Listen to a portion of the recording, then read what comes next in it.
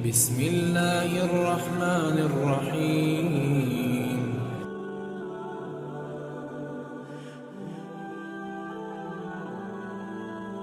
بن مالک رضی اللہ تعالی عنہ نے کہا کہ رسول اللہ صلی اللہ علیہ وسلم نے فرمایا، جس نے ہماری طرح نماز پڑھی اور ہماری طرح قبلے کی طرف منہ کیا اور ہمارے ذبیحہ کو کھایا تو وہ مسلمان ہے، جس کے لیے اللہ اور اس کے رسول کی پناہ ہے، پس تم اللہ کے ساتھ اس کی دی ہوئی پناہ میں خیانت نہ کرو۔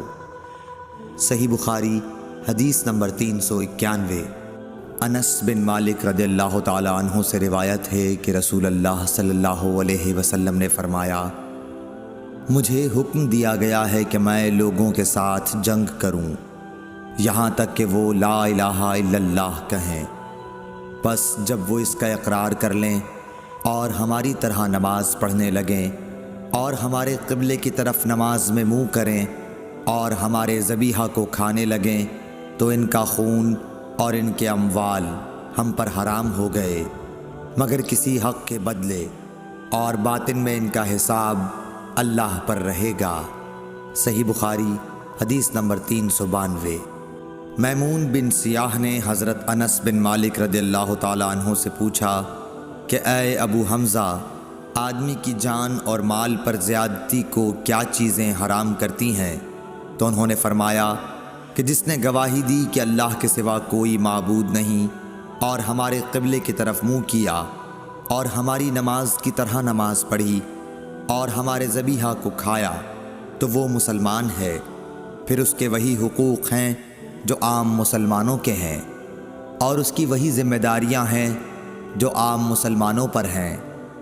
اور ابن ابی مریم نے کہا، ہمیں یحییٰ بن ایوب نے خبر دی، انہوں نے کہا ہم سے حمید نے حدیث بیان کی، انہوں نے کہا ہم سے انس بن مالک رضی اللہ عنہ نے نبی کریم صلی اللہ علیہ وسلم سے نقل کر کے حدیث بیان کی۔ صحیح بخاری حدیث نمبر 393۔ ابو ایوب انصاری رضی اللہ تعالیٰ عنہ سے روایت ہے کہ رسول اللہ صلی اللہ علیہ وسلم نے فرمایا، جب تم قضائے حاجت کے لیے جاؤ تو اس وقت نہ قبلے کی طرف منہ کرو اور نہ پیٹھ کرو، بلکہ مشرق یا مغرب کی طرف اس وقت اپنا منہ کر لیا کرو۔ ابو ایوب نے فرمایا کہ ہم جب شام میں آئے تو یہاں کے بیت الخلاء قبلہ رخ بنے ہوئے تھے، جب ہم قضائے حاجت کے لیے جاتے تو ہم مڑ جاتے اور اللہ عز و جل سے استغفار کرتے تھے۔ اور ظاہری نے عطا سے اس حدیث کو اسی طرح روایت کیا۔ اس میں یوں ہے کہ عطا نے کہا، میں نے ابو ایوب سے سنا، انہوں نے اسی طرح حضرت صلی اللہ علیہ وسلم سے سنا۔ صحیح بخاری حدیث نمبر 394۔ عمر بن دینار نے کہا، ہم نے عبداللہ بن عمر رضی اللہ تعالیٰ عنہ سے ایک ایسے شخص کے بارے میں پوچھا جس نے بیت اللہ کا طواف عمرے کے لیے کیا لیکن صفا اور مروہ کی سعی نہیں کی، کیا ایسا شخص بیت اللہ کے طواف کے بعد اپنی بیوی سے صحبت کر سکتا ہے؟ آپ نے جواب دیا کہ نبی کریم صلی اللہ علیہ وسلم تشریف لائے، آپ نے 7 مرتبہ بیت اللہ کا طواف کیا اور مقام ابراہیم کے پاس 2 رکعت نماز پڑھی، پھر صفا اور مروہ کی سعی کی، اور تمہارے لیے نبی کریم صلی اللہ علیہ وسلم کی زندگی بہترین نمونہ ہے۔ صحیح بخاری حدیث نمبر 395۔ عمر بن دینار نے کہا، ہم نے جابر بن عبداللہ سے بھی یہ مسئلہ پوچھا تو آپ نے بھی یہی فرمایا کہ وہ بیوی کے قریب بھی اس وقت تک نہ جائے جب تک صفا اور مروہ کی سعی نہ کر لے۔ صحیح بخاری حدیث نمبر 396۔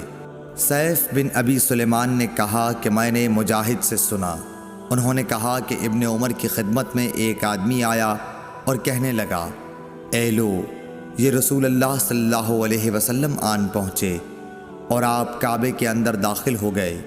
ابن عمر نے کہا کہ میں جب آیا تو نبی کریم صلی اللہ علیہ وسلم کعبے سے نکل چکے تھے، میں نے دیکھا کہ بلال دونوں دروازوں کے سامنے کھڑے ہیں۔ میں نے بلال سے پوچھا کہ کیا نبی کریم صلی اللہ علیہ وسلم نے کعبے کے اندر نماز پڑھی ہے؟ انہوں نے کہا کہ ہاں، 2 رکعت ان 2 ستونوں کے درمیان پڑھی تھی جو کعبے میں داخل ہوتے وقت بائیں طرف واقع ہیں۔ پھر جب باہر تشریف لائے تو کعبے کے سامنے 2 رکعت نماز ادا فرمائی۔ صحیح بخاری حدیث نمبر 397۔ عطا بن ابی رباح نے کہا کہ میں نے ابن عباس رضی اللہ تعالیٰ عنہ سے سنا کہ جب نبی کریم صلی اللہ علیہ وسلم کعبے کے اندر تشریف لے گئے تو اس کے چاروں کونوں میں آپ نے دعا کی اور نماز پڑھی۔ پھر جب باہر تشریف لائے تو 2 رکعت نماز کعبے کے سامنے پڑھی اور فرمایا کہ یہی قبلہ ہے۔ صحیح بخاری حدیث نمبر 398۔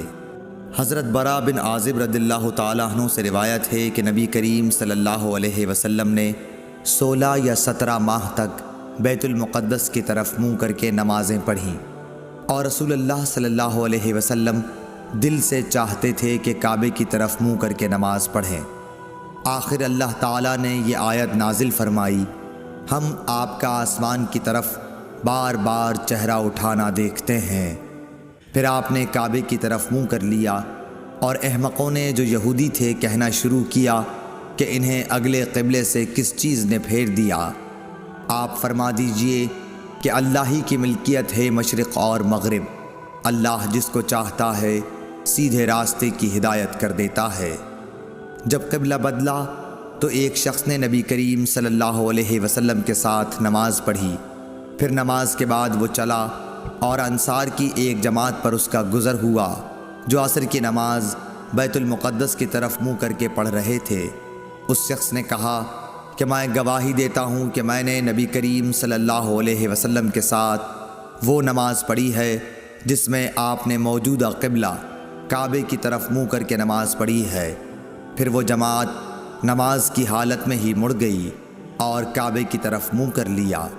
صحیح بخاری حدیث نمبر 399۔ جابر بن عبداللہ نے فرمایا کہ نبی کریم صلی اللہ علیہ وسلم اپنی سواری پر خواہ اس کا رخ کسی طرف ہو نفل نماز پڑھتے تھے، لیکن جب فرض نماز پڑھنا چاہتے تو سواری سے اتر جاتے اور قبلے کی طرف منہ کر کے نماز پڑھتے۔ صحیح بخاری حدیث نمبر 400۔